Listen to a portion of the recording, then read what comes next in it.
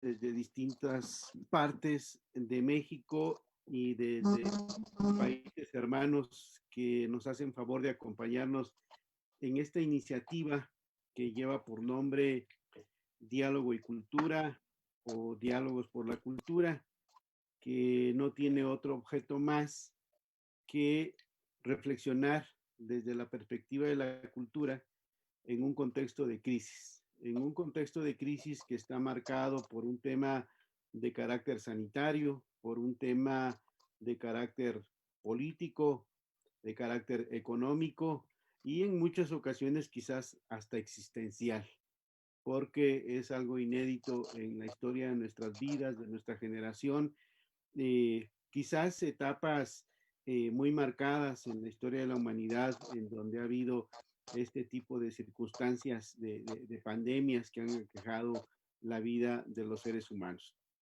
En este contexto, tuvimos la idea de abrir un espacio que nos permitiera compartir nuestra visión en este contexto desde la perspectiva de la cultura, desde lo que hacemos cotidianamente, desde lo que investigamos cotidianamente, desde lo que vivimos en nuestro entorno, en nuestros contextos. De tal manera que invitamos a una serie de personajes destacados en distintos ámbitos, en sus países, en sus regiones, que han tenido experiencias muy interesantes, muy importantes de diversa índole, tanto como vivencias en la práctica, tanto como procesos de generación de conocimiento, de formulación de proyectos, de propuestas, de planes incluso, hasta pensar en acciones que tienen que ver, por ejemplo, con políticas públicas, acciones que tienen que ver con procesos legislativos. Entonces, este elenco, digamos, de queridos y queridas amigas y amigos que nos han depositado su confianza para compartir. El día de hoy tenemos a, a dos queridísimas y destacadas profesionales, cada quien en su ámbito, que nos hacen el favor de acompañarnos para dialogar con nosotros en este contexto de crisis. Está con nosotros Maye Beltrán, que es colombo mexicana, de origen colombiano, pero también con una trayectoria muy reconocida, sobre todo en la Ciudad de México, con un conocimiento de ambas culturas, lo cual es una riqueza para nosotros porque hay posibilidad, digamos, de establecer ciertos parámetros comparativos, que ha tenido una trayectoria muy destacada en el ámbito, digamos, de la gestión cultural, con un conocimiento y una práctica, digamos, en el ámbito de la música, impulsando grupos, impulsando espacios, acercándose cada vez más al conocimiento de la cultura, tanto de su país como la mexicana o de las culturas colombianas y mexicanas, ya que estamos en un contexto de diversidad cultural. Entonces, en ese sentido, ella nos compartirá su experiencia de cómo se ha enfrentado desde su perspectiva, desde su dinámica cotidiana en este contexto de crisis. Le agradecemos mucho a Maye y posteriormente también nos hará el favor de compartirnos su experiencia desde nuestra queridísima Lima, Perú, la maestra Ros Barrantes, a quien personalmente le tengo un gran reconocimiento, una gran admiración por su trayectoria. Ella es asesora del Congreso peruano. Ella es especialista una vertiente, digamos, del derecho que desde mi punto de vista en un futuro cercano tendrá que ocupar un lugar privilegiado en los estudios culturales y jurídicos, como es el derecho de la moda, algo que pareciera ser un tema, digamos, que no tiene tal trascendencia, pero sin embargo, cuando se adentra uno en ese mundo, es tan, pero tan apasionante, y ella es una, desde mi punto de vista, una de las pioneras, por lo menos en Iberoamérica, en el tema del derecho de la moda, pero además con un gran interés por el conocimiento de las dinámicas culturales, tanto de Perú como en una experiencia que ha tenido también en México, lo cual ha sido muy, muy, muy satisfactorio. Y actualmente desde Lima, digamos, viviendo este proceso que ha significado la pandemia del célebre ya coronavirus, ¿no? Entonces, Ros, muchísimas gracias y la escucharemos en un momento. Por lo pronto, le reitero nuestro agradecimiento en nombre de la maestra Yarima Merchán, que ayuda en la coordinación de estos diálogos, y un servidor, Wolfi Cottom. Les damos la cordial bienvenida y entonces les dejo la palabra a nuestra querida maestra Maye para que nos haga favor de exponer sus ideas en estos diálogos. Maye, por favor. Hola, buenos días. Muchísimas gracias por la invitación. Este es un espacio pues que son muy pertinentes actualmente, ¿no? Aunque estamos ya un poco saturados de tanta videoconferencia y también eso también nos cuestiona, ¿no? Si esto va a seguir así y qué tanto podemos soportar eh, esta comunicación y esta forma de interactuar. Pero bueno, creo que es de los primeros cuestionamientos que uno se hace cuando está en casa y cuando toda la vida ha pasado a ser una vida digital. Y hoy salió por ahí un dibujito que todo lo que haces ya lo haces a través de la computadora, ¿no? Pero bueno, por lo menos podemos estar aquí juntos y escucharnos y escuchar qué es lo que ha pasado en estos días. Eh, yo quisiera empezar con algunas ideas por acá que tengo. Siento que nosotros, o yo personalmente, nunca estuve tan bien preparada para un virus altamente contagioso y letal, que prácticamente llegaría a poner en jaque nuestra forma de vida, la forma de vida que traíamos, ¿no? A principios de año, las noticias del virus estaban siendo que estaba sucediendo algo en China y que la gente se estaba desvaneciendo en las calles.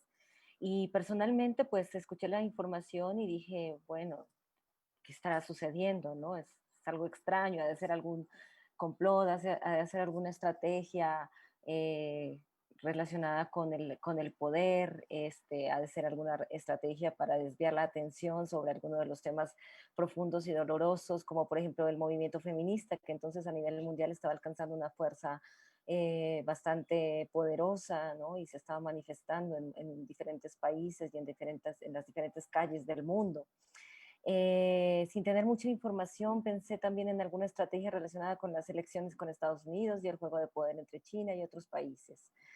Sin embargo, por ahí el sábado 14 de marzo o 13 de marzo, no recuerdo bien la fecha, recibí un mensaje de un amigo que vive en España, un mensaje muy contundente que me dijo, Maye, esto es real, es delicado, y España ha decretado alerta máxima, que es algo que no sucedía desde desde la guerra, y este virus está matando gente, es real y está matando gente. Y entonces empezamos este diálogo por WhatsApp, en donde día a día nos contábamos qué estaba sucediendo y nos íbamos poniendo al día, ¿no? ¿Qué pasa allá en España? Y las cifras sobre los contagios, pero sobre todo sobre el número de decesos que día a día aumentaba y poco a poco se iba convirtiendo en una gran tragedia, pues me iba alertando cada vez más, ¿no?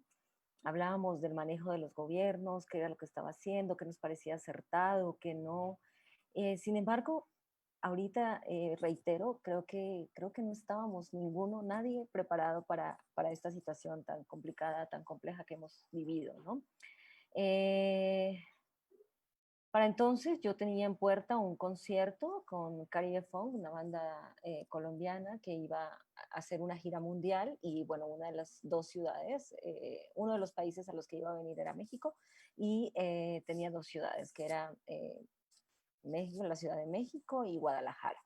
Y además estaba en puerta la Feria de las Culturas Amigas, este magno evento que hace la Ciudad de México, que precisamente lo diseñó cuando estábamos saliendo de aquella anterior pandemia, la influencia H1N1, ¿no? Como una estrategia volverle a abrir las puertas al mundo, para que México le abriera las puertas al mundo a través de esta feria, que se ha convertido en una feria enorme, enorme, enorme, una feria gastronómica y cultural, pues yo creo que de las más importantes de la ciudad.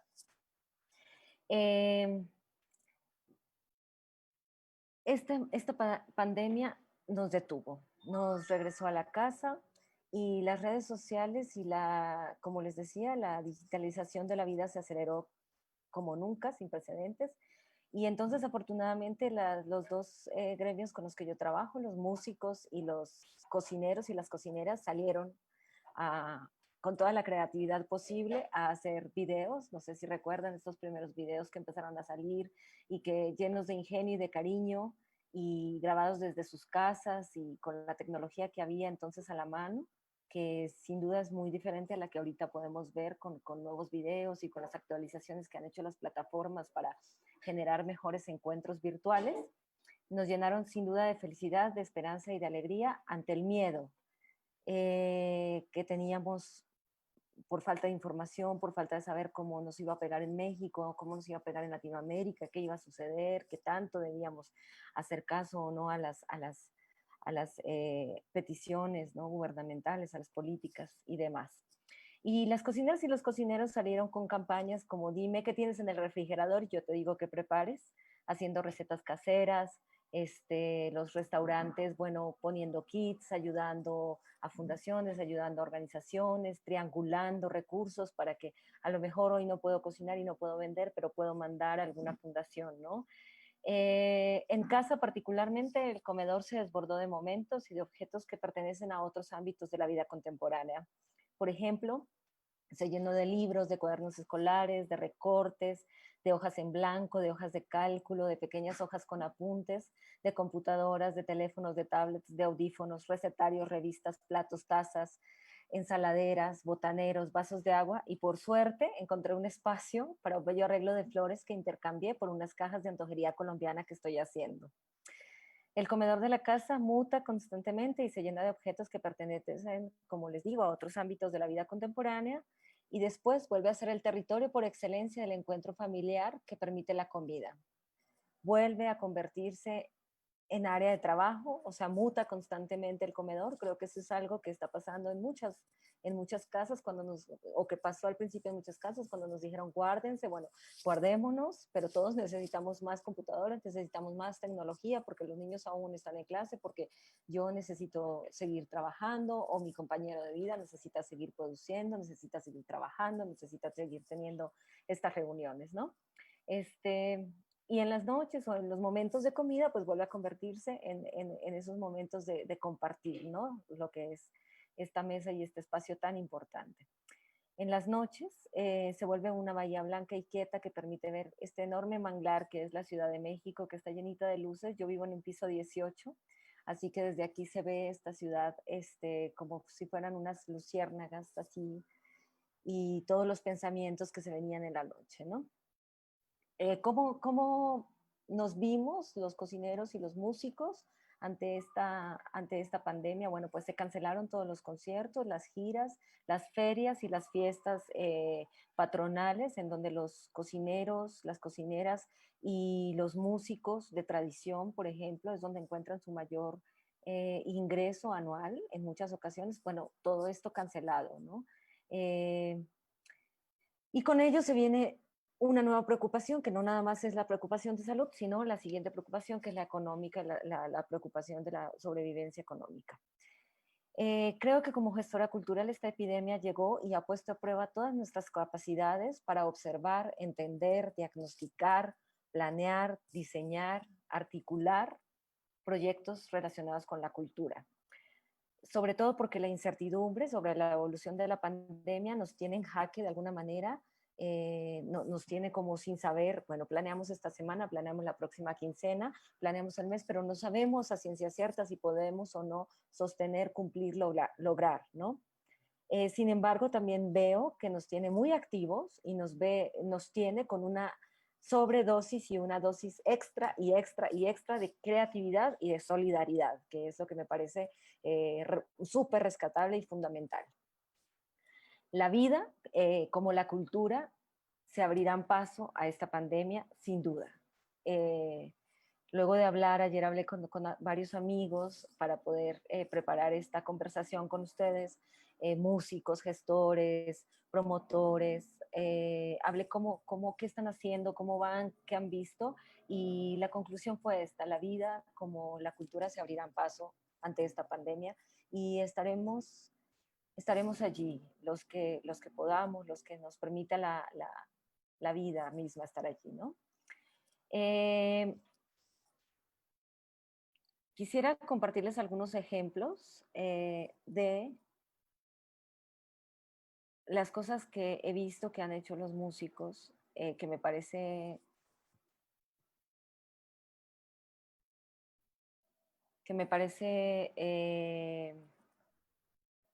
es la forma en que le han dado vuelta a esta situación.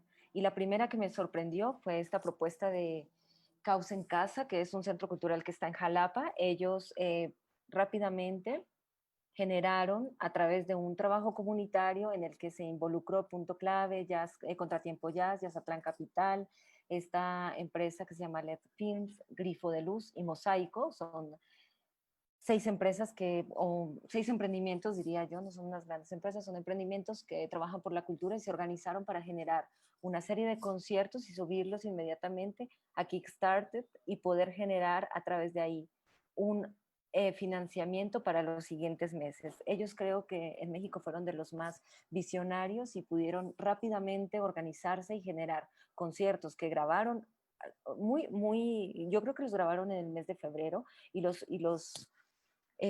pusieron a la luz en marzo y empezaron a generar estos conciertos virtuales del que fui partícipe, y bueno, me sentí muy bien en este primer concierto. Eh, Jazzatlán, claro, obviamente ellos han generado también una serie de conciertos y ellos están funcionando a través de cooperaciones voluntarias, cooperaciones mínimas que han podido generar para los músicos, pues mantenerse activos en las redes sociales, mantener el ánimo, el entusiasmo y mantener la esperanza, la llama de la esperanza viva, ¿no? Esto es un poco en México. También hubo otro proyecto que se generó a través de Urtex, que es esta sello discográfico que trabaja con la música tradicional, música clásica, jazz y con músicos de México. Ellos generaron también un movimiento a través de donaciones en el que lograron apoyar a todos estos músicos. Fue un mes entero de campaña y lograron apoyar a estos músicos con un donativo. Eh, en el lado del jazz, perdón, de la música tradicional, este proyecto, vamos a ver si carga. Bueno, este proyecto que se llama Jarochelo es un chico que vive en Estados Unidos y que ha estado invitando a músicos de tradición a desarrollar conciertos, también da clases. Se ha convertido como en un medio a través del cual los músicos pueden ir participando y pueden ir dando clases y dando clases de zapateado, y con eso ir generando los contenidos, pero también generando una forma de ingresos. Por el lado, regresémonos del lado del jazz, y el lado es esto en Estados Unidos, que fue lo que hicieron allá en donde es pues la cuna del jazz. Este espacio se llama The Smalls, pues generó también una serie de conciertos, pero también un donativo en el que, a partir de un dinero muy breve, pues uno puede entrar a un catálogo de conciertos que pues son momentos memorables del Smalls, que es toda una institución en el jazz y que, bueno, pues les está funcionando y de esta manera han logrado mantenerse activos. El Jazz at Lincoln Center, es muy importante, bueno, a mí me parece como observar qué es lo que sucede con el Jazz at Lincoln Center, porque ellos son pues una institución educativa muy consolidada, y una educación una orquesta de jazz liderada por Wynton Marsalis, que pues tienen una capacidad de hacer alianzas con patrocinadores y de conseguir cómo hacer posible toda esta programación que ahora han trasladado a el lado virtual, toda su programación se fue para el lado virtual y bueno, están haciendo estas conversaciones con Wynton Marsalis, están haciendo la educación en línea, que es muy interesante. Aquí hay un jazzista, un pianista que es una de las figuras que parece va a ser uno de los grandes próximamente, de los más reconocidos, y él generó este espacio que se llama Live from, desde su casa. Él tiene un piano en su casa y entonces está generando estos encuentros y lo hace de manera transversal, que también es muy interesante porque él le pide, por ejemplo, a diferentes venues o diferentes foros en diferentes países que hagan su transmisión. Así de esa manera, el foro tiene contenido y ellos tienen cómo capitalizar o monetizar ese contenido. Es bien interesante esa propuesta. Por el lado de, vamos a ver si por aquí, por el lado de, en Colombia quisiera retomar el caso de Canalón de Timbiquí. Canalón de Timbiquí es uno de los grupos de tradición más reconocidos en festivales internacionales contemporáneos, pues han colocado como la música de el Pacífico en espacios como más actuales, que no precisamente se dedican a la música tradicional. Sin embargo, ellos han entrado ahí, ¿no? Como en su momento quizá lo hizo la maestra Totola Momposina en espacios un poco más alternativos, digamos, y allí se colocó la maestra. Bueno, aquí se está colocando actualmente Canalón de Timbiquí. Ellos acaban de hacer un concierto pues mundial apelando a todos esos seguidores que tienen en el mundo para poder tener ingresos, ¿no? Eh, por el lado de la cocina, les quería mostrar las cocineras y los cocineros que han perdido todos estos espacios que eran los festivales, pues lamentablemente ellos también han perdido la posibilidad de tener, quienes tenían espacios como restaurantes o así, han perdido la posibilidad, pero se han dedicado, bueno, a hacer estas charlas, a hacer clases virtuales, a tener charlas con las secretarías de turismo de cada zona. Esto es lo que han ido haciendo y bueno, todos creo que hemos sido testigos de este auge respecto a los emprendimientos gastronómicos que se están dando desde casa y cómo quien tiene una vocación o una cosquillita por la cocina ha encontrado también cómo a través de las redes sociales y de la camaradería y de la solidaridad una vía de comercialización del producto que les salga bien, ¿no? Si es el brownie de chocolate, los panqués o como estas cocineras y sus recetas tradicionales. Y actualmente, bueno, sí, lo que quería contarles sobre esto que se está discutiendo es esta reforma de ley de variedades vegetales que se está dando actualmente. Es una reforma que se está dando aquí en México y que, bueno, hay toda una discusión acerca de esto, que lo pueden también checar en redes sociales. Y habla de nuestra soberanía alimentaria y de la posibilidad de cuidar, pues no solamente el maíz, sino muchas otras semillas que están en juego y que también nos cuestiona sobre esta pandemia y esta situación que estamos viviendo, ¿no? En términos generales, creo que esta sería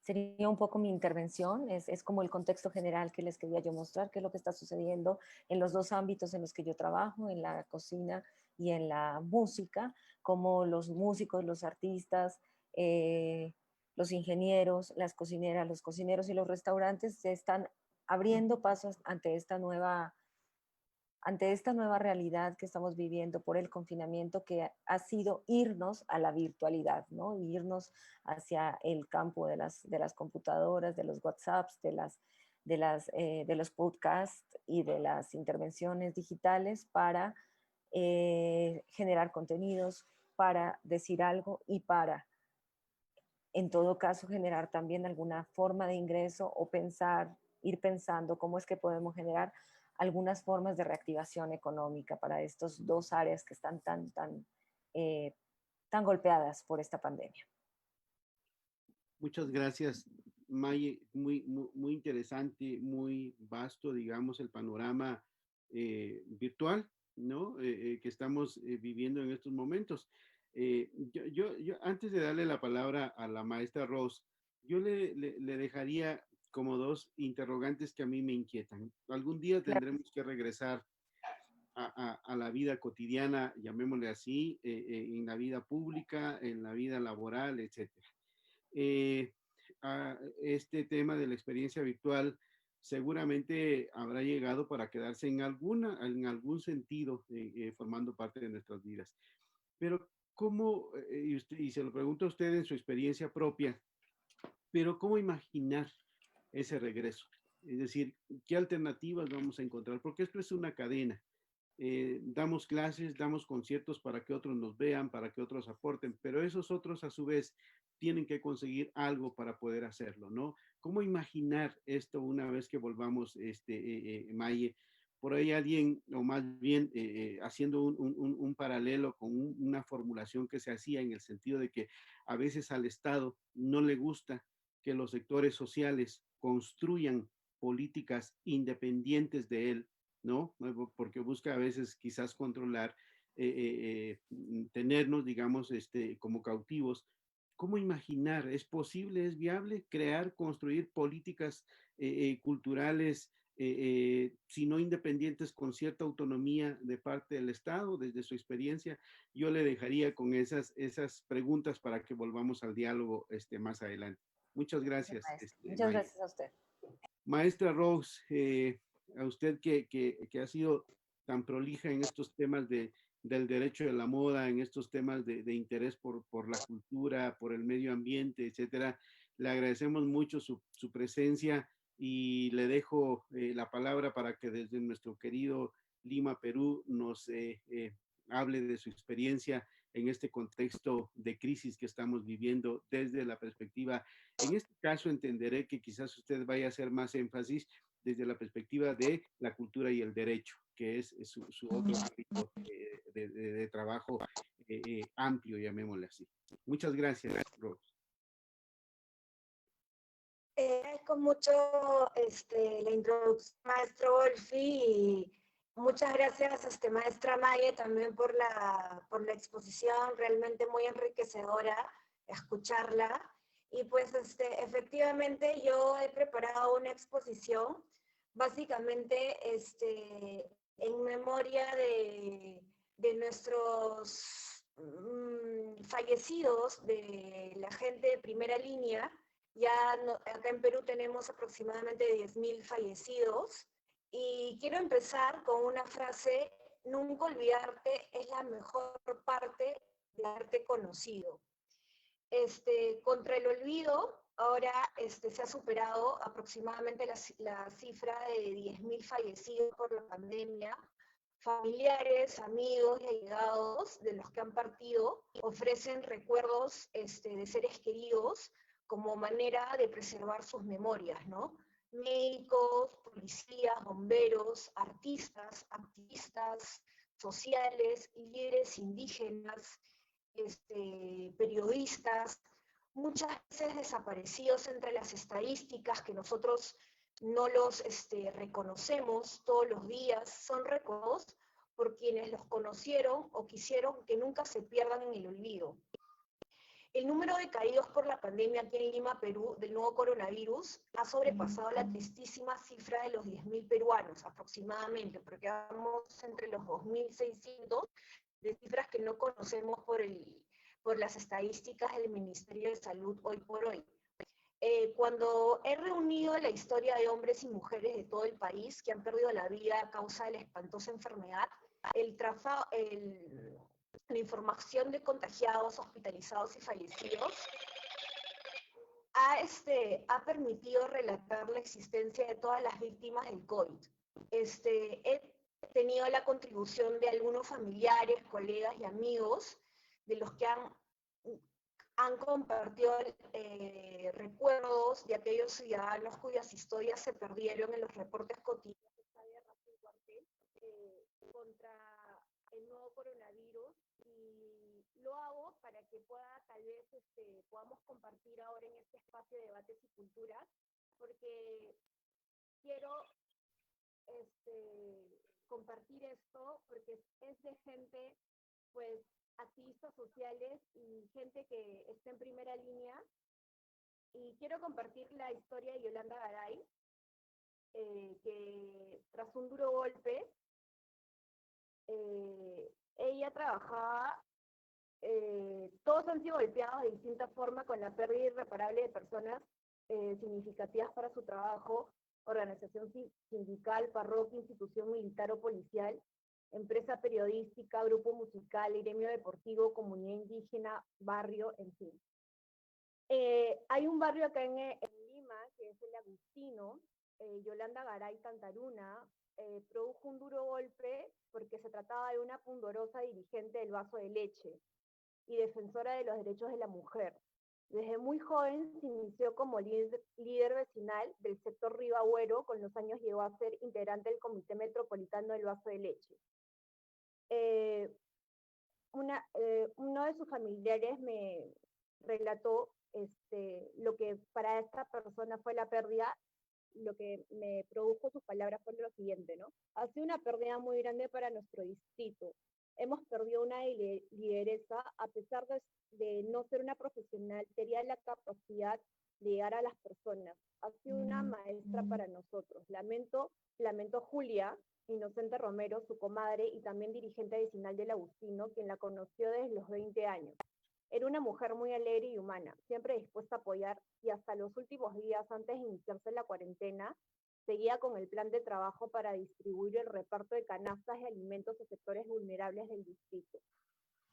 En su día a día, Yolanda Garay se convenció de la necesidad del empoderamiento de la mujer, que la llevó a convertirse en una de las representantes de la Central Nacional de Mujeres de Sectores Populares de Micaela Bastidas. Desde ahí enfocaba su trabajo en la lucha contra la violencia a la mujer y la protección de menores. La vamos a extrañar mucho, me dijo Julia, ¿no? Me comentó. Es muy probable que se contagiara mientras repartía los alimentos a los que más necesitaba. Algo muy similar ocurrió con un médico, Tomás Amayo, que él está en la primera línea de batalla contra el COVID. Con 35 años de trayectoria, a los 69 años de edad, contrajo el COVID y falleció en un hospital regional de Pucallpa. Y tal vez ahí pudo contagiarse. Él también en la primera línea de batalla, ¿no? Murió haciendo lo que más amaba. Atendió a sus pacientes, amigos y familiares de manera particular. Desde un inicio, cuando sus pacientes lo buscaban por el nuevo coronavirus, le dijimos que no lo hiciera. Si era por dinero podíamos sobrevivir con nuestros ahorros, pero no era por eso, no era por la plata, era porque no quería desampararlos. Comentó su hijo, Tomasini Amayo Pérez. Y así, más víctimas del coronavirus, que han sufrido diversas pérdidas aquí en el Perú y en más países de Latinoamérica, vemos historias parecidas, ¿no?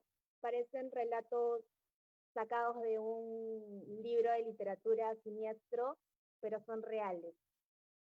¿Qué es lo que trato de decir con el relato que estoy compartiendo hoy por hoy? Mucho hemos, tal vez, de lo que se está viviendo aquí en Perú es la pérdida humana de la gente. Y a mí lo que más me ha sacado como de contexto es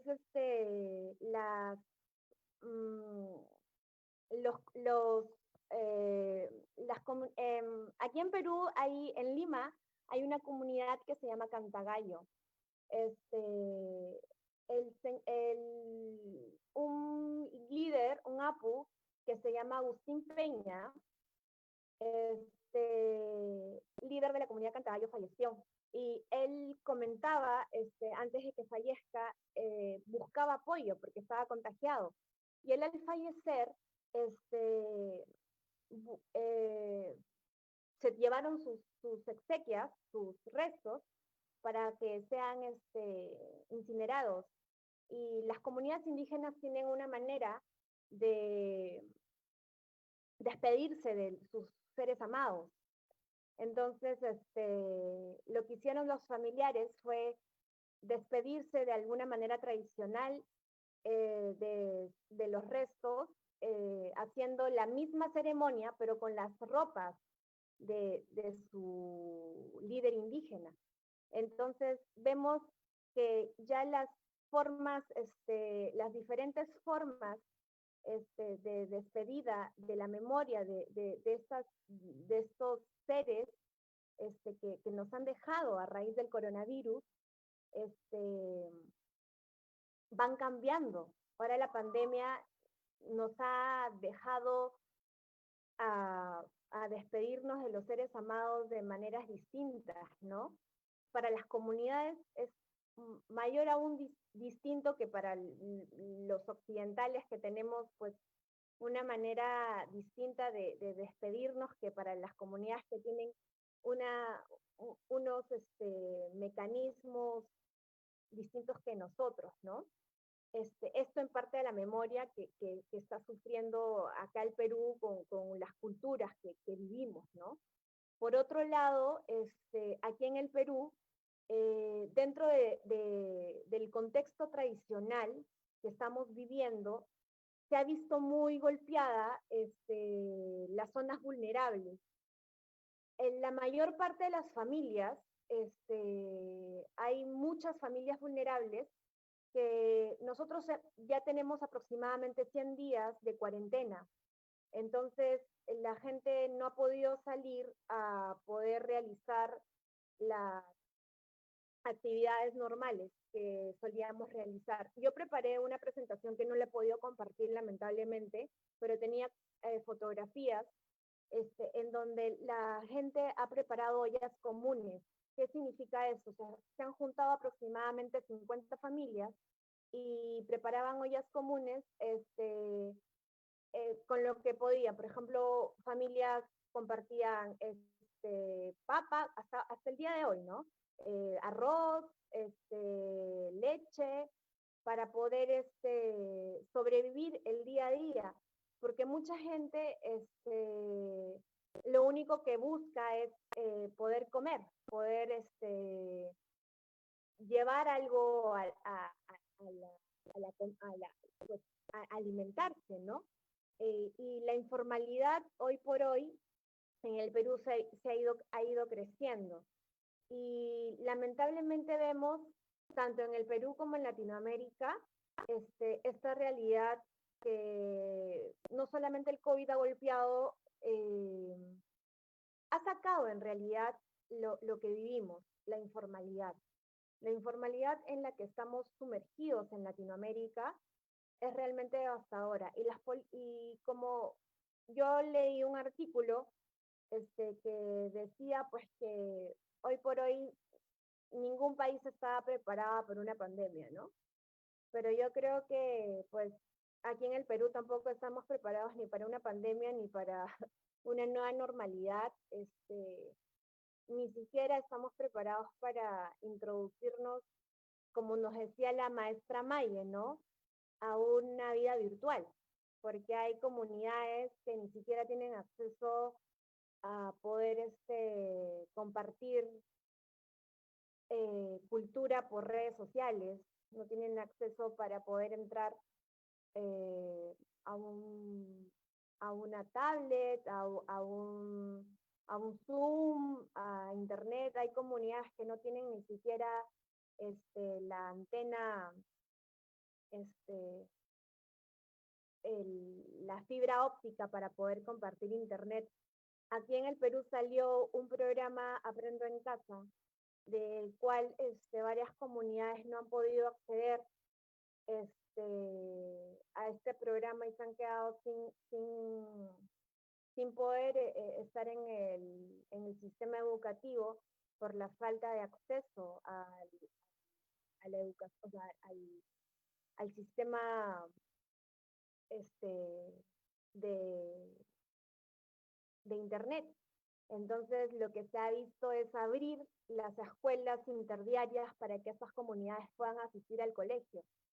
Entonces, vemos la brecha informativa, la asimetría informativa de estas comunidades rurales, y es deber del Estado poder asimilar esto. Y tal sorpresa fue la mía de que hay muchos distritos en el Perú, capitales lejanas, como la Amazonía, por ejemplo, que no hay ni siquiera librerías. No hay ninguna librería disponible para que vendan libros, porque no es negocio, porque la gente no compra libros. Entonces, es una sorpresa realmente impactante para mí, ¿no? Cuando yo llegué acá a Perú, a saber eso para mí fue recontra impactante. Lo comparto pues en confianza entre nosotros, pero realmente fue impactante eso para mí. Y saliéndome un poquito del contexto del, de la de lo que había preparado, pero realmente eso fue muy impactante para mí.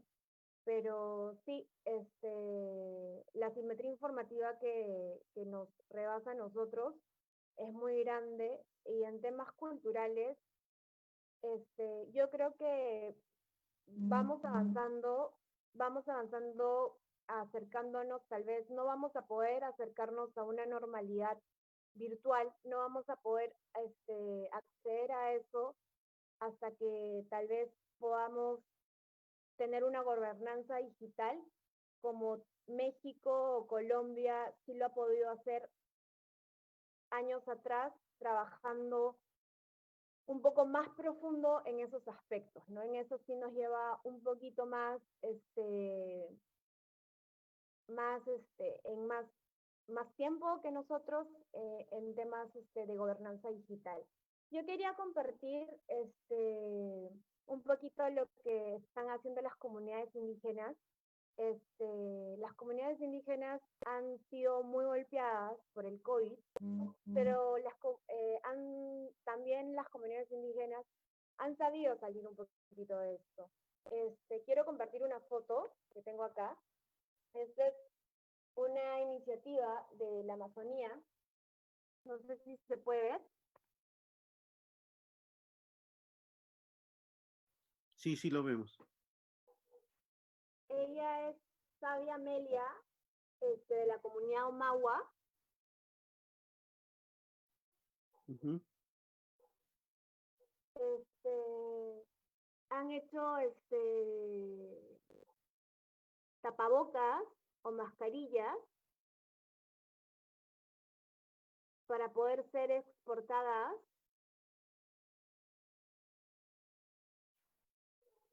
Y las van a comercializar aquí en el Perú, y también buscan exportarlas a Europa y a otros países. También han salido iniciativas de las comunidades indígenas como el Comando Matico. Aquí la medicina tradicional, las comunidades indígenas, si bien es cierto, algunas personas se han contagiado por el COVID, pero de manera muy sorpresiva han sabido contrarrestar la enfermedad por la misma medicina tradicional. Entonces, a raíz de esto salió un comando matico. El matico es una planta tradicional que ha tenido muy buenos resultados en la comunidad que ha sido contagiada, y al ingerir esta planta han podido curarse, ¿no? Entonces han investigado, han estado consumiéndola la gente de las comunidades. Esta es la comunidad Ucayali, en la selva peruana, en la selva amazónica, y a raíz de esto salió el comando Matico, y pues lo están comercializando en territorio peruano, y mucha gente también de comunidades indígenas está probando mucho la medicina tradicional entre ellos, y pues han tenido muy buenos resultados y algo provechoso también dentro de las comunidades indígenas es la medicina tradicional, que está teniendo muy buenos resultados ante la contaminación, ante la pandemia y el contagio contra el COVID, ¿no? Entendamos que el COVID es un virus pues, que ha sorprendido a todo el mundo y pues en la selva amazónica, aquí en el Perú, no solamente contamos con COVID, sino también tenemos el dengue, tenemos malaria, tenemos la chikungunya, son enfermedades también que, con las que también se lucha en la selva peruana, ¿no? Y ahora hay una buena noticia, en Iquitos acaban de cerrar un hospital de COVID, o sea, ya el día de ayer dieron la noticia que han cerrado un hospital de COVID en la selva peruana. Ahí vamos mejorando, el día de hoy ya se acabó la cuarentena, ya han abierto, ya estamos entrando a la normalidad, por así decirlo. Y pues nosotros tenemos un emporio comercial llamado Gamarra, que se encarga de todo el tema textil. Y acá el peruano es una persona, igual que en México, es una persona muy creativa, y pues vemos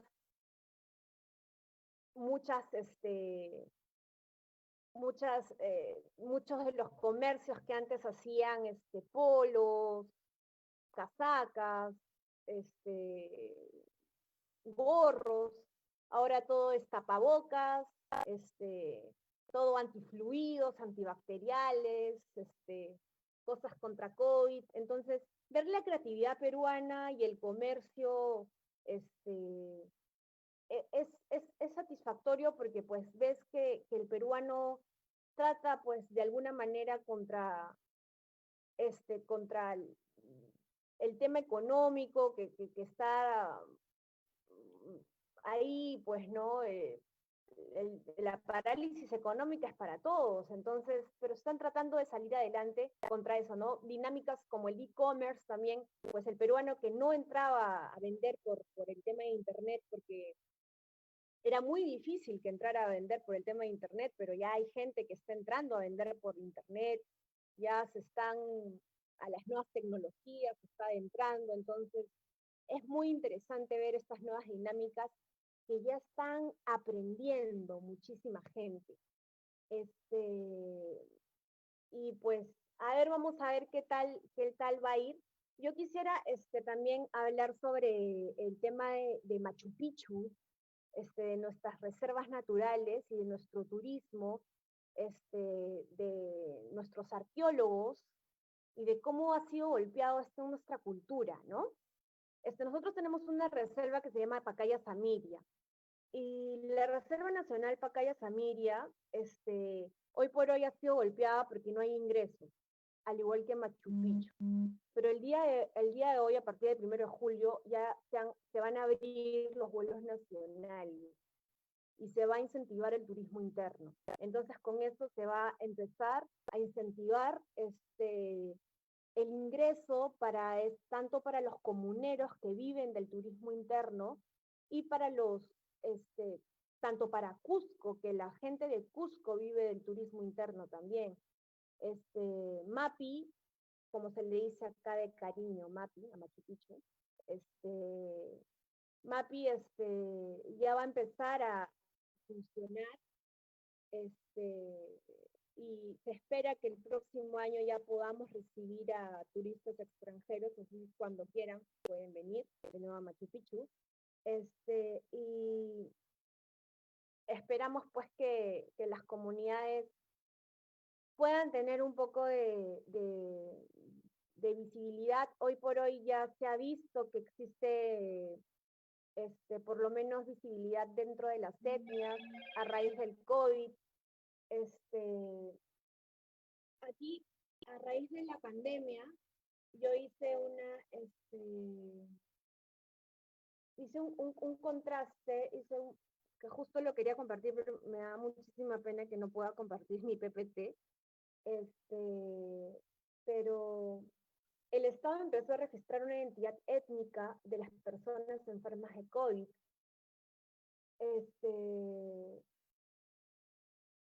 Y sí, pero no hablamos de una masa homogénea de gente. Los grupos cuyos territorios mantienen salud ecológica están en mejor pie que los grupos con suelos erosionados que dependen del dinero, el arroz y los fideos. No vale entonces especular ni producir directivas genéricas. El Estado debe establecer vigilancia cercana junto con las organizaciones indígenas y instalar una base de datos única y accesible y desplegar un equipo epidemiológico que evalúe la vulnerabilidad específica de los pueblos indígenas amazónicos al COVID-19 y produzca directivas certeras junto con dichos pueblos, o contemplar la nítida posibilidad de un genocidio por negligencia. Justo eso había sacado para poder establecer una política pública de protección hacia las comunidades indígenas y pueblos no contactados por la lejanía que tiene el Estado ante estos pueblos y ante estas comunidades indígenas, ¿no? Muchas gracias, Ros. Le agradecemos mucho su planteamiento. Quisiera yo nada más hacerle dos planteamientos. Uno, hizo usted referencia al tema de la memoria, prácticamente al principio de su intervención. La pregunta que yo lo haría, ¿piensa usted o cómo ha visto el impacto, digamos, de esta crisis que estamos viviendo al tema específicamente de la memoria? Y obviamente tiene que ver con el tema cultural. ¿Hay un impacto? ¿Un impacto en qué sentido? ¿Un impacto positivo? ¿Un impacto negativo? La cultura, como suele ser, de acuerdo con las leyes, llamémosle así, las leyes sociales, tiende a ser dinámica, tiende a ser cambiante. ¿Qué incorporará o qué se habrá perdido, ¿no? En este sentido, a raíz de la observación que ha hecho de los decesos, a raíz de la observación en los pueblos indígenas. Y por otro lado, si tuviera algún dato, algo referente al asunto, y es el primer día de la normalidad en Perú, pero si tuviera algún dato respecto de cómo se vislumbra, por ejemplo, el asunto del uso de los espacios públicos. ¿Hay protocolos?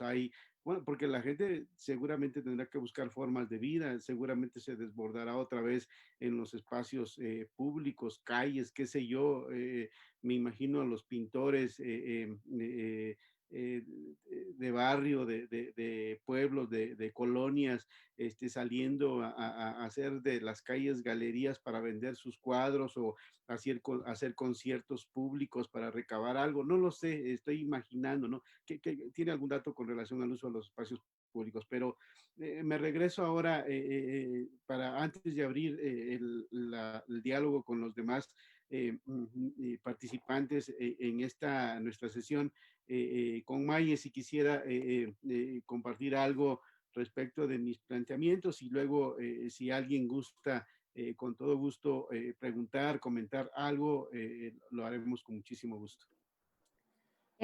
Claro, maestro, mire, pues apenas la jefa de gobierno de la ciudad anunció que la reapertura de restaurantes que se está dando hoy precisamente, sin embargo, la anunció sin música, en total silencio. Y además lo van a estar atendiendo a usted unos muchachos que no lo pueden tocar, que van a tener una cosa que los va a cubrir. El distanciamiento es de 1,5 metros por mesa. No es para nadie un secreto que la Ciudad de México tiene una sobreregulación a los giros mercantiles relacionados con restaurantes y con foros. Lamentablemente, en la Ciudad de México apenas se está desarrollando una legislación específica para foros culturales, que es donde entraría todos estos espacios como las pequeñas salas o los foros que son pequeños o que son independientes. No sé qué tanto haya en el fondo sobre esta ausencia de política o ausencia de reconocimiento ante estos espacios, qué tanto haya de control sobre sobre la propia cultura y sobre lo que la ciudadanía desarrolla como espacios culturales. Sinceramente, me parece un asunto muy complicado en el que no me quiero meter. Pero es evidente que hay una sobre legislación, o sea, hay 14 dependencias que supervisan que los espacios, que los espacios como restaurantes o como foros funcionen en condiciones óptimas, y eso es complicadísimo, es muy difícil porque es muy difícil cumplir los requerimientos de 14 instituciones. Y ahora agreguémosle los requerimientos que vienen a causa del COVID. Estábamos hablando con algunos compañeros, lejos de que un foro o un restaurante en estos momentos sea una experiencia positiva, parece una experiencia de terror. Está muy complicado, está muy complicado. Y además, claro, están abriendo con el 30% de ocupación. Un foro o un restaurante con 30% de ocupación no hay forma de que cubra ni siquiera los gastos operativos de un concierto o de una simple operación de un restaurante. No hay forma. Sinceramente, admiro mucho a las personas que en este momento se están aferrando a sus emprendimientos y están diciendo aquí estamos y estamos abriendo y vengan, aunque sean 12 personas o 15 o 20 por foro. Esa es una observación que quería hacer respecto a cómo estamos aperturando. Hace unos días Antonio Sánchez dio una entrevista con Yamaha y hay un dato muy interesante ahí. Él decía, imagínense que en los conciertos los ingresos, parte de los ingresos que actualmente tienen los músicos, no solamente derivados del COVID, sino de la digitalización de la música y todo lo que está pasando con la industria de la música a partir de la llegada de Spotify a nuestras vidas, ¿no?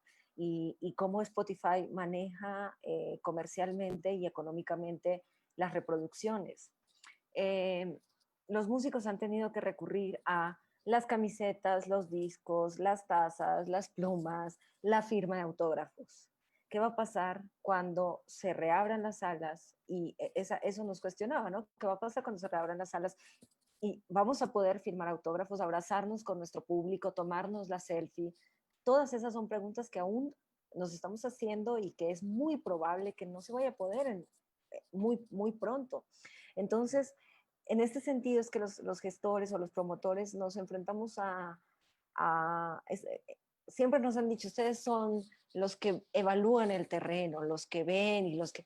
Sí, pero resulta que el terreno que tengo aquí es muy movedizo. No sé qué va a pasar la próxima semana. Hoy están reaperturando los restaurantes, pero pudiera ser que la pandemia tome un curso diferente y para la siguiente semana, como está sucediendo hoy mismo en Alemania, en Irán, que eran lugares donde ya estaban regresando a la reapertura de espacios, que ni siquiera lo quiero llamar una nueva normalidad, porque yo no creo tanto que de verdad tengamos la suficiente conciencia para ver qué está sucediendo con este momento y vayamos a regresar convertidos en unos seres nuevos mágicamente para hacer una nueva normalidad.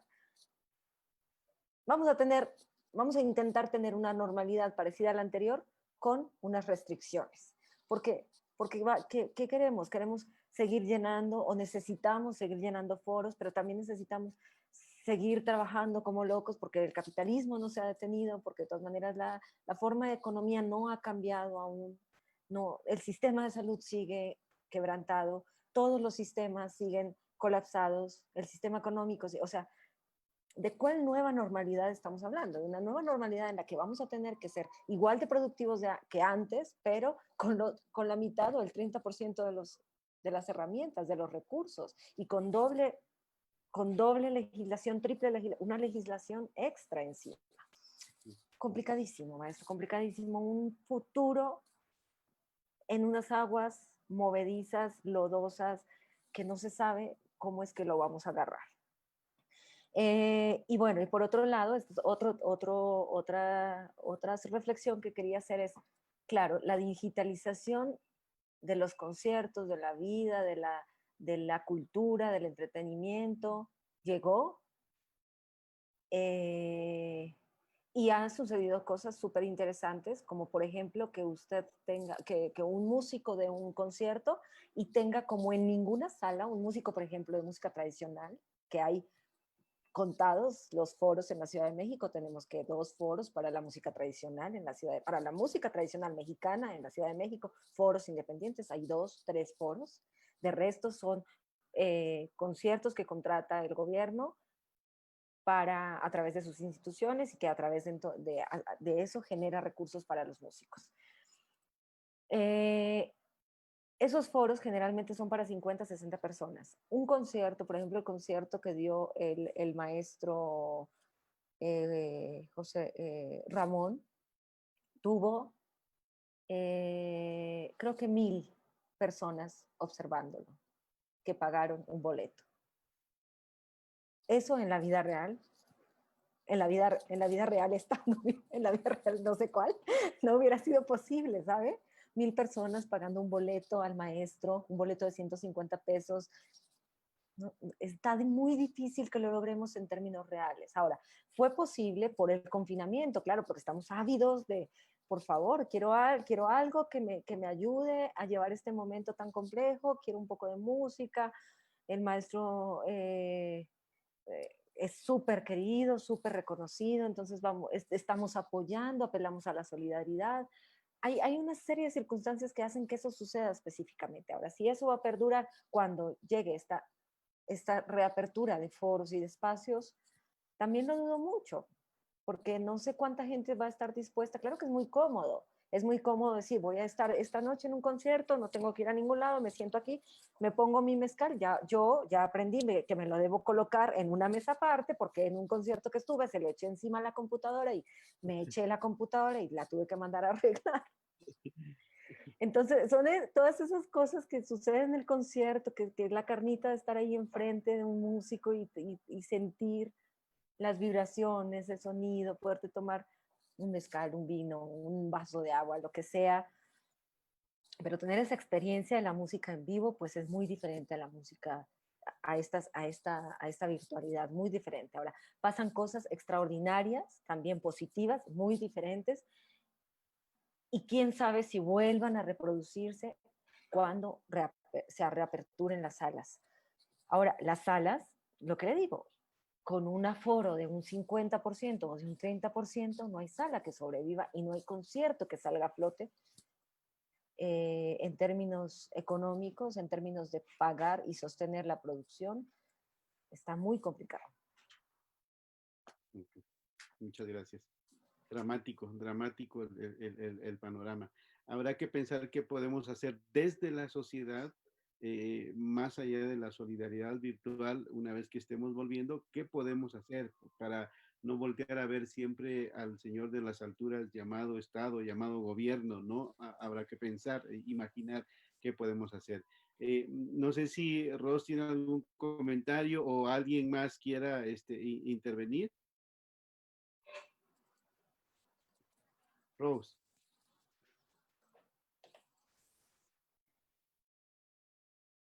¿No tiene micrófono? ¿Me escucha? Ya, ya. Uh-huh. ¿Me escucha? Sí, sí, ya. Sí, no sé si alguien quiere intervenir en lo de la maestra Maye para yo poder responder las preguntas que me hizo. O si quiere intervenga y ahorita abrimos para que los demás participantes puedan preguntar o comentar. A ver, denme un segundo, porque habían unas preguntas que hicieron en el chat, no sé si se puede ver. Uh-huh. Yari, ¿tienes algo que se haya formulado en el chat? Solamente dice por parte del Estado, pero... Eso le hicieron a la maestra Maye. Ok. Creo que la maestra Carmen, la doctora Carmen, ha formulado, dice en Brasil, pregunta primero si hay algún incentivo por parte del Estado y comenta que en Brasil el Amazonas y el Estado con una gran cantidad de personas contaminadas y dificultades para acceder a las comunidades indígenas. ¿Alguien quisiera comentar algo? Maestra, doctora Carmen, si usted quisiera intervenir y contextualizarnos un poco más lo que está pasando en Brasil. Vocês entendem português? Ah, sí. Falar em português porque sou mais espanhol eu converso, mas não com tanta fluência. Bem, aqui no Brasil nós temos um país enorme, né, dimensão continental, e nós temos realidades diferentes com relação à fronteira. A parte amazônica é um dos estados com maior incidência da Covid-19 e já está em colapso o sistema de saúde. E temos muita dificuldade em alcançar as comunidades indígenas, que tem tribos indígenas que estão 100% totalmente contaminadas. E a imunidade indígena é diversa dos não indígenas, então a contaminação é muito grande, o número de óbitos é enorme, né? Aqui no sul, diferentemente da Amazônia, que é muito quente, né? A temperatura elevada. Ontem tivemos um vendaval, um ciclone aqui no sul, na região sul, nos estados do sul. Estamos com inverno muito forte, 4 graus de temperatura. Então, entramos em lockdown. Hoje começou lockdown aqui na cidade onde eu moro. Estamos com absolutamente tudo fechado. E, por coincidência, na segunda-feira à noite, dia 29, foi sancionada pelo presidente da República uma lei de incentivo específica para a cultura, onde será liberada uma verba de 3 bilhões de reais. Né? Não sei quanto em pesos, mas é bastante dinheiro. E cada estado e município irá gerir esse dinheiro. Então, por isso que eu perguntei se no México e no Peru teve algum tipo de incentivo por parte do Estado específico para a área da cultura. E dentro desse incentivo, que nem foi a primeira palestrante, nós temos justamente requisitos para ir para cada classe cultural. E além do artista, os espaços culturais, teatros, cinemas, também terão direito a receber esse auxílio. Essa é o que há de mais novo no Brasil, né? Por enquanto, mas é um país muito grande. Cada cidade tem autonomia para decretar se está em lockdown ou não está. Então, vivemos realidades totalmente diferentes dentro do nosso país. Então, não tem como dizer o país como um todo. Essa lei não, essa lei ela é nacional e cada estado irá receber o seu dinheiro. Aqui no estado que eu moro, serão 103 milhões de reais. É bastante dinheiro, é bastante dinheiro. Agora, nossa função, como eu faço parte da Ordem dos Advogados do Brasil, a Seccional Paraná, nossa função também será ver, tanto com as prefeituras quanto com o governo do estado, como será feita a distribuição desses valores. Nós queremos um outro problema, se o dinheiro chegará nas mãos adequadas de quem realmente precisa. Então, a pergunta é, tem alguma bolsa por parte do governo? Ok. Obrigado. Pero doctora, esa ley entiendo que ha sido aprobado por el Senado, pero ya la aprobó el presidente Bolsonaro. Sim, já foi aprovada. Já foi aprovada. Em 60 dias o dinheiro já vem. Foi aprovado pelo Senado, pelos deputados e pelo presidente Bolsonaro. Foi aprovado. Obrigado por la pregunta. No sé si Maye o Rose quieren comentar algo, si existe algo semejante en Colombia, México, Perú. Que yo sepa, no. En Colombia, el Ministerio de Cultura dio una conferencia la semana pasada donde ofrece estímulos culturales, pero para proyectos sobre todo de difusión, artísticos, como que algunos diversos. Yo un poquito de lo que las han platicado me queda la duda. Yo pienso que tarde o temprano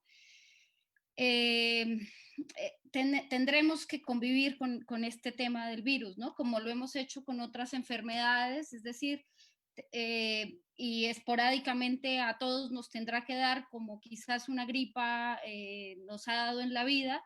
Digamos, creo que hay que un poco mentalizarnos hacia ese futuro donde esta enfermedad ya va a estar ahí para quedarse, ¿no? yo pienso que ahorita que nos implica unos riesgos fundamentales porque el sistema de salud está colapsado, porque no tenemos las capacidades ni en todos los casos de recibir la misma ni buena atención, ni sabemos cómo manejarlo. Entonces, digamos, ahorita tenemos un riesgo mayor y somos, digamos, privilegiados quienes nos podemos cuidar, pero tarde o temprano yo pienso que hay que asumir que nos vamos a contagiar y que vamos a estar conviviendo con el virus, ¿no?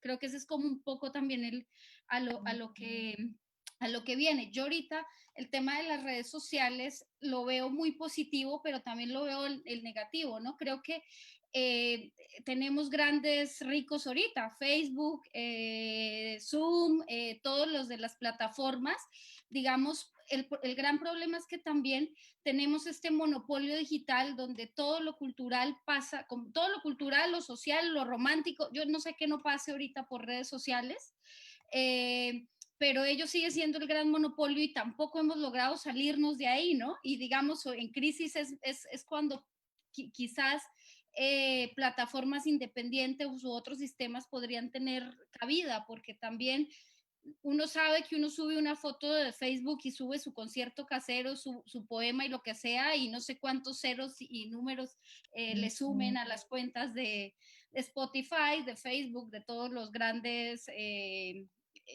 no sé, capitalistas de Silicon Valley que se enriquecen con esto. Entonces también un poco eso es como una dualidad que yo le veo al tema de los medios de comunicación. Y sobre lo que comentaba la maestra Ross, yo seguí mucho el caso de Leticia Colombia, ¿no? Obviamente hubo comunidades indígenas. Nosotros, Colombia, Perú, Brasil, compartimos todo este gran territorio que es la Amazonía y tenemos muchas cosas en común territorialmente, ¿no? Y más bien, las comunidades o pueblos originarios de la Amazonía tienen cosas en común con los pueblos vecinos, ¿no? Más que con nosotros incluso. Pero ahí hubo también un gran problema, digamos, sí hubo muchos, yo leí que salieron muchas cosas de medicina tradicional, manuales, se hizo un gran esfuerzo también por justamente poner la importancia del sistema de salud o de las cosmovisiones relacionadas a salud en los pueblos originarios, pero también los sistemas de salud tradicionales con los que se enfrentaba un virus que para todos era nuevo, totalmente deficientes en zonas indígenas, ¿no? En Leticia, en Colombia, la organización indígena sacó un comunicado donde decía que había por lo menos 1,000 contagios de personas, unas 500 eran Leticia, que es la capital. El Estado colombiano le mandó unos helicópteros con militares que decíamos, quién sabe para qué les vayan a servir cuando solo tienen un hospital con muy pocas espacios adecuados, respiradores y todas estas cosas que se estaban necesitando en la práctica, ¿no? Entonces siempre hay como esa disyuntiva de que no todos estamos enfrentando este problema de la misma manera. Entonces me quedó un poco, no sé cómo haya sido el caso de Perú, pero este tema de Leticia fue muy sonado en Colombia porque justamente las comunidades indígenas eran las que estaban sufriendo de una manera bien distinta la imposibilidad de ser atendidas en un solo hospital para todo Leticia es la capital del estado del Amazonas en Colombia.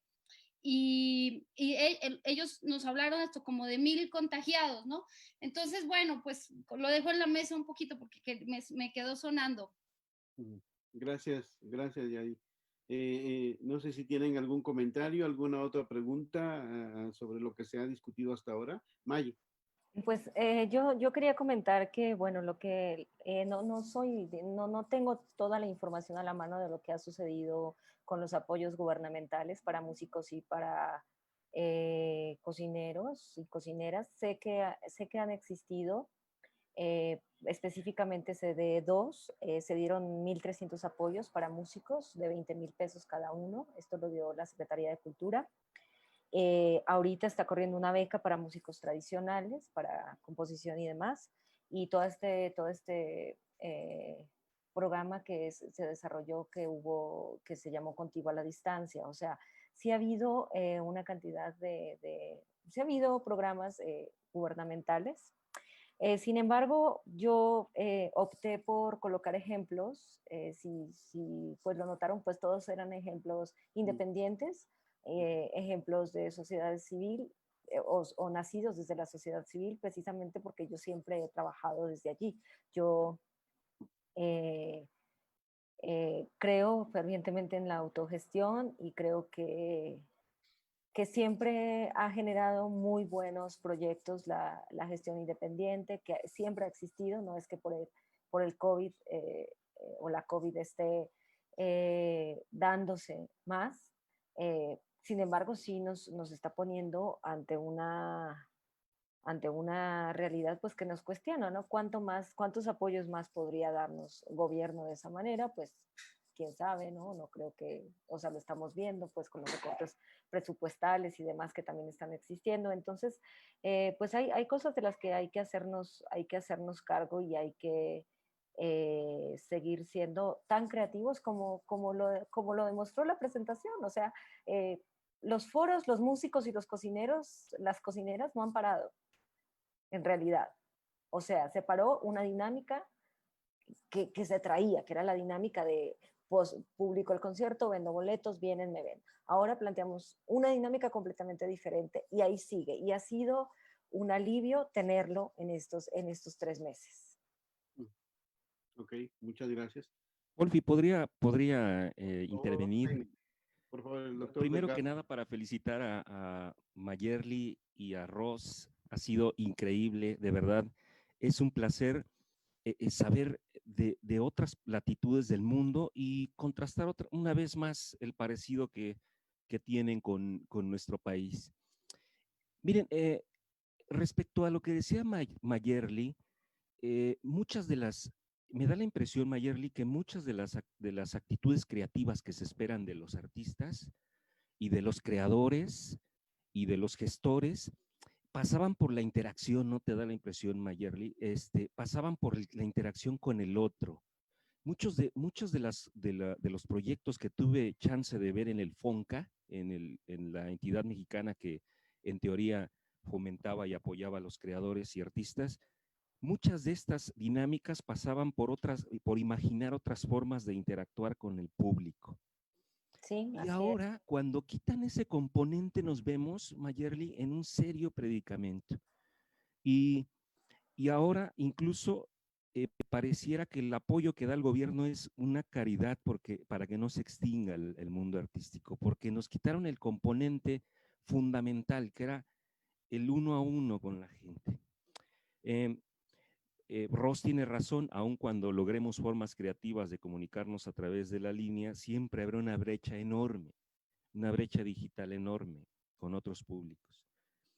Por otro lado, yo quería preguntarle a Ross dos cosas. Es que tengo la desgracia o la fortuna, Wolfi lo sabe, de ser arqueólogo, y casi todo lo veo a través de la evidencia material. Es decir, el arqueólogo tiene que estudiar a las culturas del pasado a través de lo que se manifiesta en lo material.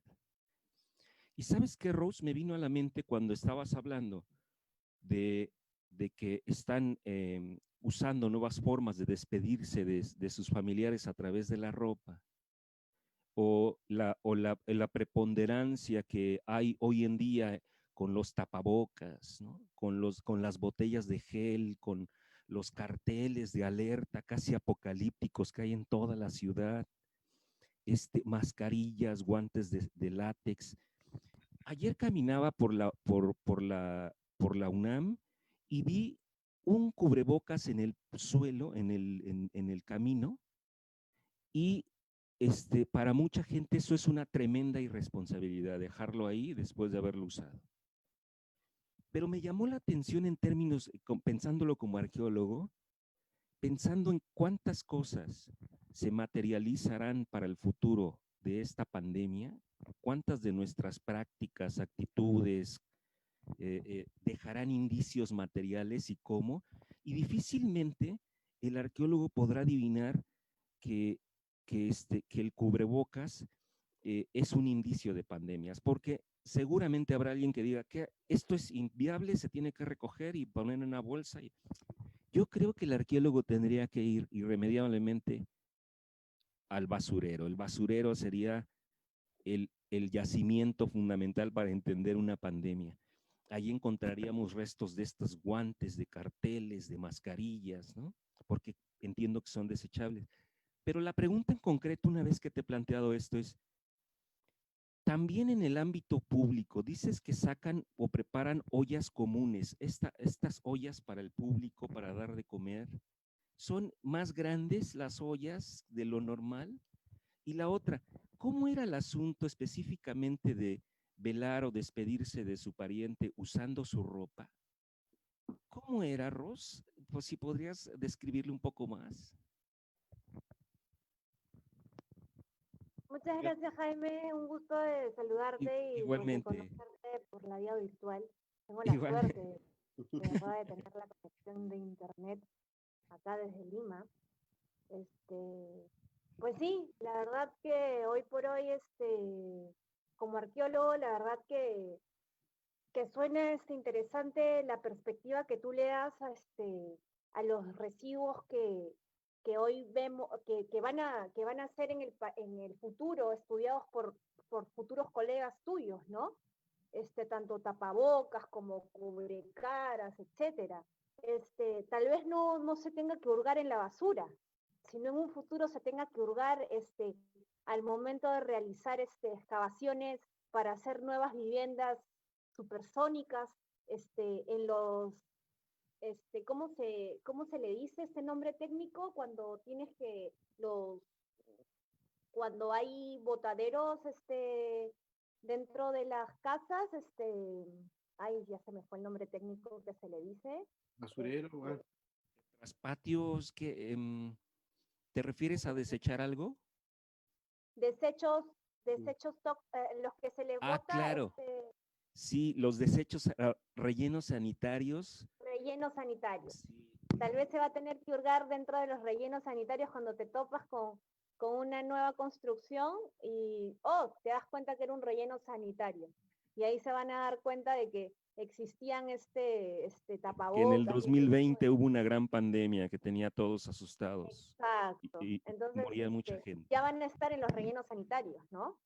Porque muchas de estas cosas ya van a ir de frente a los rellenos sanitarios, estos desechos tapabocas, etcétera. Entonces ahí se va a hurgar y pues va a ser trabajo de tus futuros colegas saber que fue parte de una gran pandemia del COVID, como ahora nos toca investigar y leer mucho de la gripe española, ¿no? Que nos acogió en la antigüedad.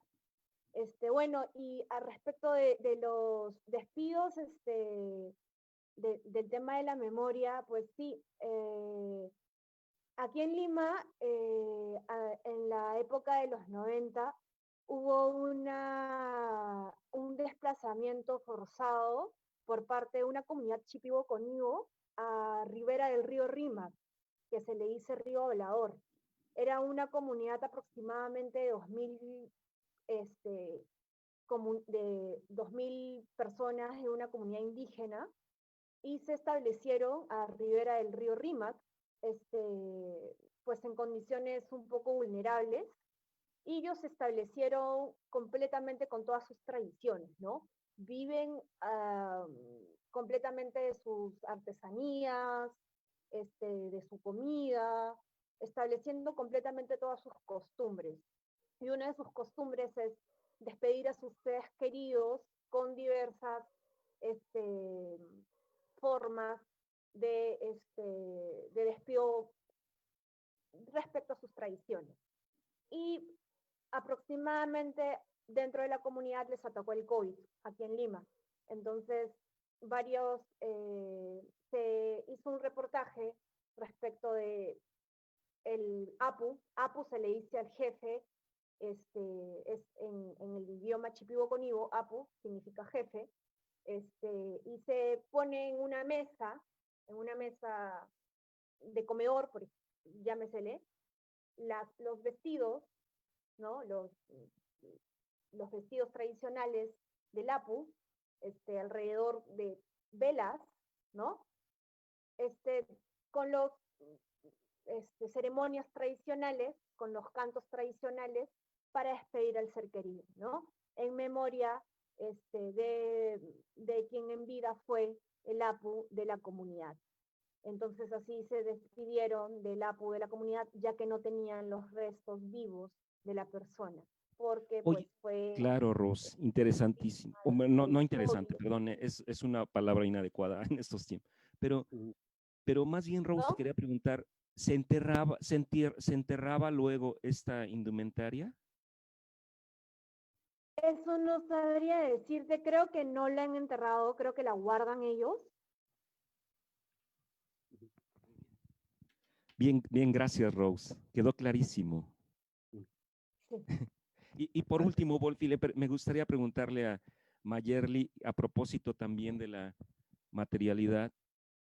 Mayerly, dijiste que ahora mismo detectaste que el COVID hizo de tu mesa, de la mesa de tu casa, un espacio de trabajo y de comida donde empezaron a emerger nuevas vasijas, o entendí algo así, nuevos artefactos y vasijas empezaron a tomar protagonismo y la mesa se volvió multiusos. Interesante, ¿no, Mayerly? Sí, claro, es una observación que hace parte también de un trabajito ahí autoetnográfico que estoy haciendo, porque estoy estudiando un diplomado ahorita en cocinas y cultura alimentaria de México, precisamente. Entonces, pues la Ciudad de México, bueno, creo que tú vives acá, ¿no? Sí, vivimos okay. en México con Wolfi. Sí. Bueno, pues ya todos sabemos lo que implica vivir la Ciudad de México, transitarla, estar en el tráfico y cómo esta ciudad ha ido desvaneciendo los espacios para compartir en familia. Creo que algo positivo de lo que ha sucedido con el COVID, por ejemplo, en familias en familias que tienen niños y es que volvieron a existir estos espacios de el desayuno, la comida y la cena y la merienda, ¿no? Independientemente de todos los otros artefactos de la vida contemporánea que hemos tenido que traer para compartir, porque claro, de un día a otro tenías que tener home office, home school, videoconferencias, teletrabajo, o sea, todo este nuevo lenguaje que tuvimos que también incorporar a nuestra vida. Y eso me parece una observación, pues, que sucedió aquí en la casa y que me imagino está sucediendo en muchas casas, ¿no? Personas que tenemos la posibilidad también de quedarnos en casa y también de que, bueno, sí o sí los niños tuvieron que hacer homeschool, ya sea con copias o con teleclases o a través de WhatsApp. O sea, los maestros también fueron muy ingeniosos para poder dar las clases. Y esta es pues una observación que yo creo que sucedió en muchas casas, ¿no? Volver a cocinar. En esta ciudad volver a cocinar Exactamente. Es una cosa, es un lujo básicamente y este confinamiento pues nos dijo, se regresan a su casa y se regresan a las cosas básicas, se regresan a cocinar, se regresan a organizar su refrigerador, o sea, a organizar sus tiempos de familia, a muchas cosas que yo creo que son muy positivas y que es un frenón que nos hace mirarnos de frente en un ámbito fundamental que es el ámbito familiar y en unos espacios esencialísimos que es la alimentación, ¿no? Oye, y la convivencia en familia. Quizá hay cosas del COVID que son positivas, pero están en detalles, en pequeños detalles, ¿no? Yo veo una cantidad de cosas positivas en la COVID. Yo quisiera precisar Sí, justo la Rose. pregunta que me hiciste, Jaime, sobre las ollas comunes, estas iniciativas que han generado en los pueblos jóvenes, básicamente que son zonas vulnerables en Lima. Sí, son ollas muy grandes, son ollas enormes. Yo he tenido la oportunidad de ir a dos centros donde se hacen las ollas comunes y la verdad que la gente es completamente ingeniosa, pues encuentran en seres inimaginables que no puedes creer que puedan funcionar y la comida es riquísima, la verdad, la comida es muy rica. Familias se juntan, los niños, aunque existe obviamente la sana distancia, pero pues los niños se juntan, se apoyan en las tareas. Es algo positivo dentro del COVID que ha traído juntar a las familias de alguna manera, vecinos que no se conocían, hoy se conocen. Son familias que viven muy cerquita y comen siempre a la misma hora, obviamente cada uno en sus casas, desayunan siempre de la misma olla, cenan siempre de la misma olla. Exacto. La solidaridad ha nacido dentro de Lima, en algunas zonas más que en otras. La lejanía no ayuda mucho a que se puedan acercar a poder pues acercarse a los enseres necesarios como el arroz, la papa, la leche, pero hay muchos incentivos que hace que la gente pueda llevar solidaridad a estas familias, Sí. ¿no? También hay una sociedad que se llama Banco de Alimentos Perú, que acerca este tipo de alimentos a estas familias, que apoya, también Cáritas está apoyándolos, y varias asociaciones están apoyando a estas familias, ¿no? También ha nacido una iniciativa de televisoras peruanas para poder apoyar a familias de Lima. Básicamente, las que están padeciendo este tema de hambre, por así decirlo, son familias de Lima, porque las familias de la sierra o de la selva no tienen muchos problemas como porque pues tienen la chacra, ¿no? Puedes sembrar, siembras, y por lo menos tienes la papa, la yuca, el maíz, el frijol, y puedes cosechar y comer. En cambio aquí en Lima es costa, no tienes esa facilidad. Claro. Entonces, mucho vemos esos problemas en territorios áridos. Ya, Entonces, claro. ese es el problema que se ve en Oye, Rose, urbanos, fíjate que en la arqueología hay una especie de una afirmación que se hizo casi un dogma, de que si quieres encontrar a la lideresa, a la mujer o al hombre que hacía que los demás concurrieran en su casa, busca quién tiene las grandes ollas. Entonces, cuando encontramos los arqueólogos ollas de gran tamaño, cazuelas de gran tamaño, es un poco indicio de que la familia se reunía en torno a ellos para comer de manera comunitaria. Imagínate que en el futuro no muy lejano encuentren esas ollas enormes de comida pública en la casa de alguien. Es muy probable, Rose, que quien las ofrece esté adquiriendo un nuevo rol dentro de la comunidad, ¿no? La comunidad lo esté viendo ahora o desde ahora como una especie de líder moral ahí, resignifique su rol en la comunidad, todo a partir de compartir el alimento. Es interesante, ¿verdad? Y hay perdón, algo eso es también todo. que ha pasado aquí en Perú. En Lima, por ejemplo, en los años 90, el inicio del terrorismo, mucha gente vino a Lima porque en provincia el terrorismo, la violencia a mano armada fue muy, muy fuerte y la gente huía de la violencia y venía a Lima. Y Lima tenía aproximadamente mucha población y ahora con la pandemia la gente se ha ido de Lima, se ha ido de nuevo a la provincia para buscar justo eso, ¿no? La tierra donde sembrar. El aire fresco, claro. Entonces, cantidad de gente, muchísima gente ha regresado a sus provincias. Cantidad de gente. Muchas gracias Jaime, muchas gracias Rose.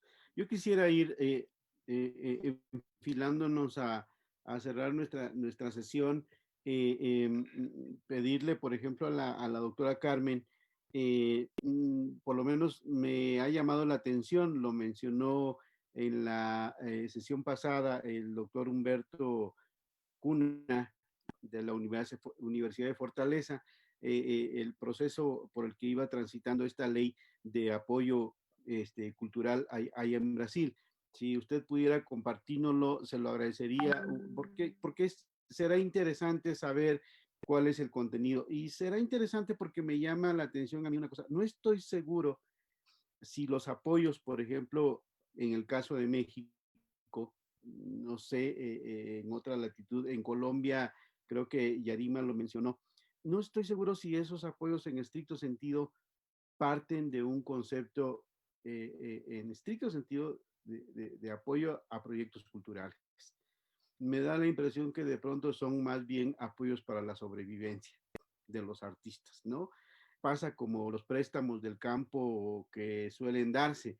La gente del campo que vive en la miseria y les dan un crédito para poder sembrar, cultivar, pues lo primero que lo usa es para sobrevivir, para procurarse una sobrevivencia. Y lo que resta quizás se lo inviertan a la producción del campo. No estoy seguro hasta qué punto estamos ante este panorama.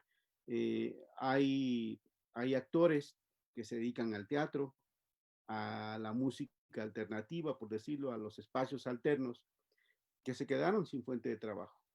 Y eso significó un corte a su economía cotidiana. Y entonces, esto significa que hay que buscar esos mecanismos, esos recursos para poder sobrevivir. Y será interesante entonces ver el concepto de apoyo a proyectos culturales o apoyos a la cultura en este caso, ¿no? Porque tiene razón, después de una cosa es que aparezca en una ley formalmente, una cosa es que se apruebe, otra cosa es que se aplique y a quiénes se va a aplicar, ¿no? Eso me parece que es interesante. Luego, me parece en algún momento comentábamos con alguna comunidad programas que ellos estaban viendo a partir de este contexto y yo me atreví a plantear que quizás habría que pensar en formas de economías alternativas, ¿no? El sistema es el sistema. Como diría un teórico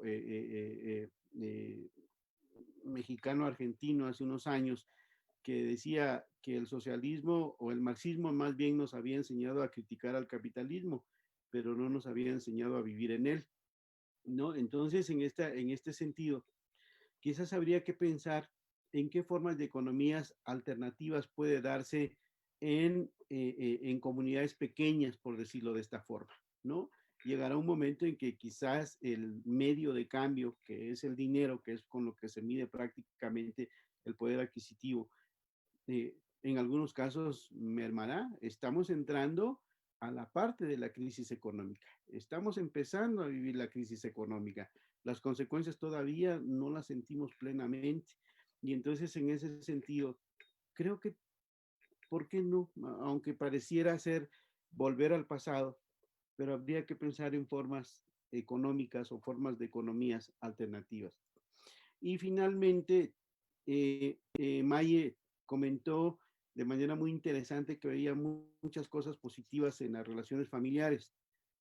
Y eso es verdad, yo lo he escuchado, no tan frecuentemente como el aumento de la violencia intrafamiliar, por ejemplo, ¿no? No tan frecuentemente como el asunto del hastío, de estar encerrados ya tanto tiempo, digamos, ¿no? La falta, digamos, de simple y sencillamente de respirar aire contaminado, aunque sea en las calles, etcétera. Pero es otra sensación, digamos, en ese sentido, ¿no? Yo creo que habrá que tener muy en cuenta toda esta codificación simbólica, cultural, que tendrán las letras de canciones en el futuro inmediato. Toda la simbología que devendrá a partir de la reconstrucción de las relaciones familiares, porque además me queda claro que cuando hablamos de relaciones familiares tendríamos que estar pensando en una diversidad una serie de modelos diversos de familias, ¿no? Que no es exactamente la parte nuclear, o la reconstrucción familiar virtual, por ejemplo, ¿no? Ese es un asunto muy interesante porque quizás muchas veces a raíz de las videoconferencias, videollamadas, nos encanta más hablar con los que están lejísimos y estar agarrados del chongo con los que están cerca, digamos, ¿no? Entonces, Eso será muy interesante en términos antropológicos, etnográficos, etcétera. Y finalmente, el asunto de, aquí hemos empezado a plantear la posibilidad, yo creo que hasta, virtual, sin duda alguna, de una especie de mirador iberoamericano, de un mirador latinoamericano, o como quiera verse en su dimensión regional, respecto de estas experiencias independientes, autónomas o como sea, de la sociedad que estamos viviendo. Tiene que quedar un registro justamente de este testimonial de lo que estamos viviendo en este momento, porque me parece que será una fuente muy importante de análisis para la reconstrucción social. He escuchado de pronto muy futuristas, hasta proféticos, de que esto no volverá a ser igual, de que cambiaremos radicalmente, ya no seremos los mismos. Francamente, eso es muy aventurado. Yo creo que a veces no cambiamos en nada, o cambiamos mínimamente y quizás a veces de manera inmediata una vez que pasan las crisis, pero volvemos, digamos, a una dinámica ya establecida porque pesa el sistema, porque pesan las estructuras, digamos, ¿no? Sin embargo, me parece que será muy interesante porque podremos hacer comparaciones de lo que decíamos, de lo que pensábamos, etcétera, ¿no? Entonces, en esa dinámica yo considero que será muy interesante también indagar, nos guste o no, porque una cosa es que lo pensemos de la sociedad civil como proyectos independientes, pero en algún momento de nuestra vida artística, laboral, etcétera, nos topamos con el muro del Estado. Nos guste o no, o sea, en algún lado nos lo encontramos. Y en ese sentido, me parece a mí que es fundamental entonces ver, no dejar de ver cuál es el papel del Estado, cuál es el papel de las normas que se emiten, qué función juegan en este entramado, ¿no? Independientemente de que nuestro sujeto de análisis sea el sujeto social, ¿no? Que para mí es fundamental, ¿no? Muy bien, no sé si tengan algún comentario final ya para cerrar nuestro diálogo del día de hoy. Si no, estaríamos concluyendo nuestra convivencia casi tertuliana. En este caso nos falta un poco de música para poder amenizar este diálogo cultural. No sé, Maye, Rose, Yarima, la doctora Carmen, no sé si quieran comentar algo final ya para cerrar nuestra sesión. Maestro, a la doctora Yarima, a Carmen, al doctor Jaime, a Maye, un gusto conocerlas, a todo el público que nos está viendo. Y realmente es enriquecedor este portal Diálogo y Cultura. Realmente también precisar, bueno, que aquí en el Perú sí existe un bono que se ha dado a los artistas, al entorno cultural, pero sí quiero pues precisar que sería también bueno que se dé no solamente un fondo a los artistas y a todo el campo, al campo que a los músicos, artistas, sino también a los arqueólogos, a los antropólogos, a los libreros, a toda la gente que hace posible que nuestra cultura esté viva, ¿no? A los que hacen que se establezca, que se preserve nuestra cultura. Por ejemplo, se han establecido bonos a las comunidades indígenas, pero hay que establecer también protocolos. Mucho se dice que el Estado tiene que preservar las tradiciones, las culturas, pero hay que tener mucho cuidado qué protocolos se van a establecer, porque no vayamos a mandar a gente que vaya a salvaguardar a nuestras comunidades con gente contaminada con COVID, ¿no? Entonces hay que tener muchísimo cuidado, qué protocolos usamos, a cuidarnos mucho también, siempre con mucha diligencia y a practicar la resiliencia en casa, con nuestros familiares, con nuestra gente y a preservar la memoria, no solamente de nuestros familiares, sino de nuestra gente de primera línea, de nuestros dirigentes sindicales, de la gente que ha sacado cara por nosotros en nuestra historia en general. Muchas gracias. Gracias, Ros. Maye. No, bueno, yo quería, claro, obviamente agradecerles por el espacio y por todo el peloteo de ideas que van y vienen sobre la cultura. Seguramente, maestro, como usted dice, saldremos de esta siendo los mismos. Muy pocos lograremos o lograrán ver este tiempo como un tiempo verdaderamente transformador, porque creo que lo que nos está sucediendo es un cuestionamiento profundo, que deberíamos tomarlo así y quién sabe si lo hagamos, si toda esta dinámica de la vida nos permite hacerlo. Darles las gracias y nada, pues estoy a sus órdenes. Muchas gracias, May. Doctora Carmen, ¿tiene algún comentario final? Agradecer a ideia de fazer esses encontros, né, entre colegas da América Latina. Dizer ao Jaime que eu tenho uma irmã arqueóloga também, então eu sei como é grande a luta dos arqueólogos, né, para a preservação da história de um país, contra os interesses da economia, né, dita do progresso. E que todos estamos vivendo essa pandemia, cada um em uma fase, mas ninguém ainda está 100% livre, né? Ainda estamos vivendo sobre o regramento estatal, que esse é o momento da pandemia onde o Estado realmente intervém na nossa vida de modo direto, independente do posicionamento político de cada um. O Estado está determinando o que podemos fazer e que temos que continuar lutando pela preservação da cultura, porque o que está nos salvando nessa pandemia é justamente a cultura, é a música, é o teatro, o que temos gravado, o cinema, a literatura. Se não tivesse agentes de cultura, nós não estaríamos aqui conversando sobre ela. Pena que muitos estados não dão a devida importância. Obrigado, doctora. Cierto.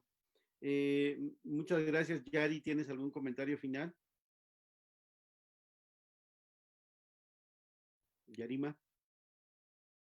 Creo que no escucha. Bueno, yo quiero agradecerles a ustedes que estuvimos en esta plataforma, pero toda la gente que nos ha escuchado vía Facebook, que se ha conectado a esta sesión, agradecerles mucho su interés, su paciencia y desde luego que continuaremos y yo espero que así como hay propuestas que quizás a veces son más teóricas, más abstractas, estoy seguro que se irán construyendo poco a poco lazos solidarios, ¿no? Es decir, de algo servirá haber gastado nuestros ojos en tanta visión plataformica, ¿no? De tal manera que logremos construir algún pequeño lazo, alguna pequeña acción que nos lleve no solo a animarnos, sino a tratar de buscar alternativas para sobrevivir en este momento de crisis. Pues muchas gracias y quedamos entonces en comunicación. Nos vemos en el siguiente diálogo de ser posible. Hasta luego. Gracias. Adiós. Adiós, Jaime, querido. Hasta luego. Cuídense. Gracias, Wolfi. Cuídense. Gracias, muy amable. Adiós, hasta luego. Gracias a todos.